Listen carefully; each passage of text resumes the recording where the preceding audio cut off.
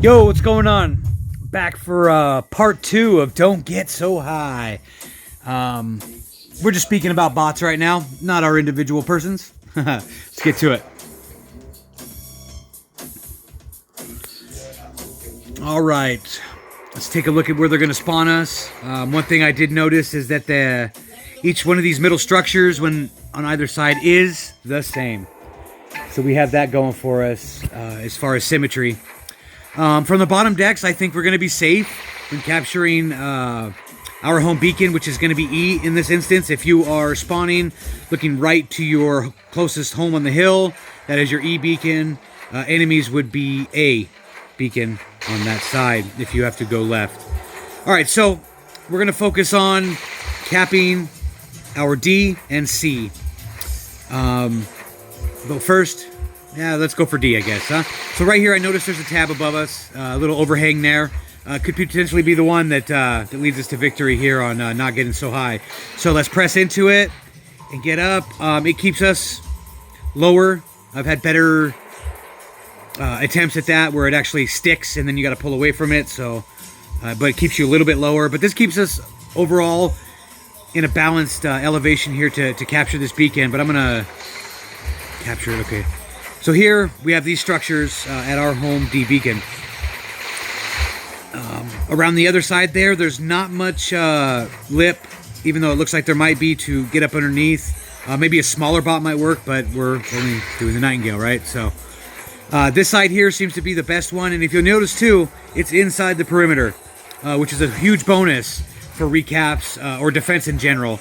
Let's press up against it and it'll bam. In some instances, it'll keep you lower and capture you under the lip, but that's good enough for what we need. We're just trying to stay low pro. All right, let's get ourselves to the enemy B beacon. This would be in a live game. One thing to point out immediately is that the same lip we need to use to get up is on the outside perimeter of the beacon. I've not tried it from this angle live, but let's go ahead and give it a shot. 1, 2, 3, break. So it'll be iffy on trying to plug it the whole way through and really get underneath it from this angle here. It looks like it does press you to a little bit higher elevation, like maybe a step up. So we'll give it 4 seconds here and really try this sight unseen. I don't know with the new nerf if that catch would stop the further elevation that it sends you at. There are various places along all these obstacles here in the center. Again, there's the tab on the opposing side for the symmetry. I find that it's best on our C middle beacon here with the different variants of levels there, that it's, if you get all the way up inside here, you can still defend and hold from this little edge here, but it's so hard to push through. I like the mobility of starting at the lowest point. It's hard in battle sometimes, but we're going to hit the lowest point of the whole thing, and that gives us a lot of free range to screw around here, hold, leave, whatever it is we need to do, get away from somebody with the eyes of death. Let's move back here to our enemy A beacon.